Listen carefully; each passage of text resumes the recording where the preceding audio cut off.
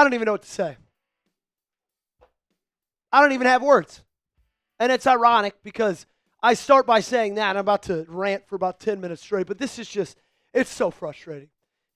I'm so frustrated watching this football team. I'm so sick of watching this football team. They just can never seem to come down and come up in those big moments. Now, we're going to talk referees. Believe me, we will discuss that. But regardless, even putting yourself in that position to put it in their hands is an embarrassment at home against the Pittsburgh Steelers, in my opinion. Do you want big changes to come? I'm talking firing Harbaugh, firing Orr.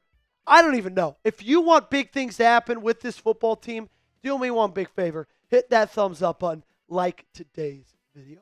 Before we get into my takeaways, we're going to start with a little bit of injury news. Keaton Mitchell left the second half after breaking off a massive 56-yard run with a knee injury and did not return. We'll keep you monitored with that situation, but could be bad for this offense who, Justice Hill, he's going to be out for the next 3 weeks. Keaton Mitchell, their RB3, might be out for a couple weeks after, so then that means it'll just be Derrick Henry and Rasheen Ali only. However, we don't know his status fully yet. My 5 takeaways. Number 1, you couldn't make the play late. And it seemed like you did, right, with that touchdown, and that's coming up in number 2, but still, man, you couldn't make the play late. We all know that these games, in these moments, in this rivalry, in this league, so often, these games come down to who can make the big play late in the ballgame. And you have proved to me, you have proved to us, you have proved to everybody that time and time and time again, you can't do that. They have not been able to do that all season long. Now, do I think it was a touchdown catch? Yes, I do. But you lost the football game. You had ample time after that to come back and score a touchdown. You had it 3rd and 2 after you missed that after that touchdown catch got called back. 3rd and 2. And you couldn't find the end zone. So spare me with the football move BS. Because you had every opportunity, even after that, to get in the end zone, and you could not do it. Number 2, the refs didn't do you any favors, okay? Let's call a spade a spade. Like, they're not blameless in this entire situation. I thought the football move thing is the stupidest call in sports.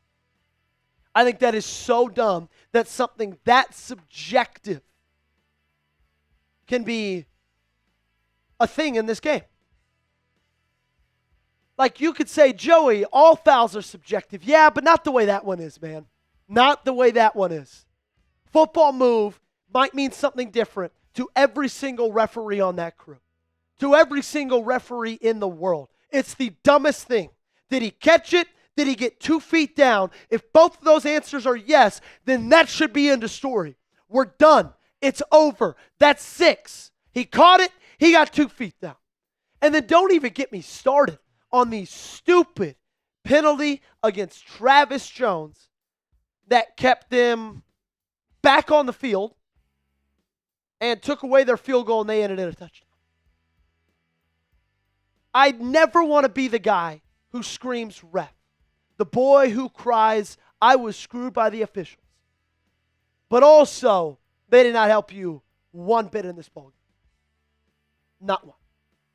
Grade the Ravens' performance against the Steelers for me, down below in the comment section. A, B, C, D, or F. You let me know right now. Get in that comment section down below. Number 3, your division chances, I'll just call a spade, man. They are screwed. Like, it's not over. You're not out of it. But you knew how big this ball game was. You win this game, you are in the driver's seat for the rest of this season to win the AFC North, get into the playoffs. Because going into that game, you had a 64% chance. With a win, that went up to 76. With a loss, that went down to 30. 30%. 30%. Now you've got another chance to beat Pittsburgh in about 4 weeks from today. But man, you had him at home. You had him at home. Something's wrong with this team. Something is really, really wrong with this team. So frustrating. What's not frustrating is our awesome friends and sponsor of today's show, PrizePicks. Look, it is the holiday season. That means it's the best time of the year for sports. You got bowl games, you got playoff pushes, you got basketball games as well. It's all happening at once while you and I are out here making decisions every single day. What gifts to buy, what to eat, what game to watch. There's one place where it feels good to be right, and that is PrizePicks. My wife couldn't even name 4 pro teams before we started this season. Then we started playing on PrizePicks, and now every Saturday night, we're breaking down who she's picking for her lineup. It's the most exciting way to watch football. PrizePicks now has early payouts. If your lineup gets off to a hot start, you may now have the option to cash out those winnings before the game even finishes. On PrizePicks, how you play is up to you. If you want flexibility, choose Flex Play. And if you want the biggest payouts, go for the Power Play. Now, I will say, my PrizePicks lineup was the only bright spot about today's game. More Derrick Henry, that one was good. More on 19.5 pass completion for Aaron Rodgers, that one's good. More on Zay Flowers, 64.5 receiving yards, that one was good as well. 3 for 3 for your boy. Unfortunately, I would have rather have the win. Download the PrizePicks app today and use code CLNS. Get $50 in lineups after you play your first $5 lineup. That's code CLNS to get $50 in lineups after you play your first $5 lineup. Link to this promo is in the comments and description of today's video. PrizePicks, it's good to be right. Man, this team is so poorly coached. They are so poorly coached, it's not even fun. I'm talking about that screenplay that Jaylen Warren just took to the absolute house. That one was the easiest thing of all time. But I think I'm mainly talking about, like, what my biggest gripe of that whole day is this whole game, is the 2-minute drill. The 2-minute drill. That's my biggest gripe of the whole thing. You took a minute off the clock. Guess how many yards they got? 8. That's how many. 8 yards in a full minute.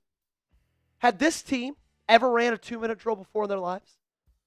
Now, does it help to get behind the sticks the very first play with an Andrew Voorhees hold? No, it does not. In fact, that pretty much screws you. Regardless, though.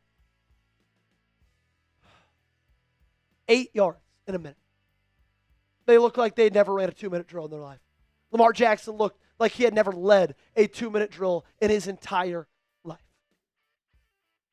Just a poorly coached team. Offensively, defensively, every side of the ball.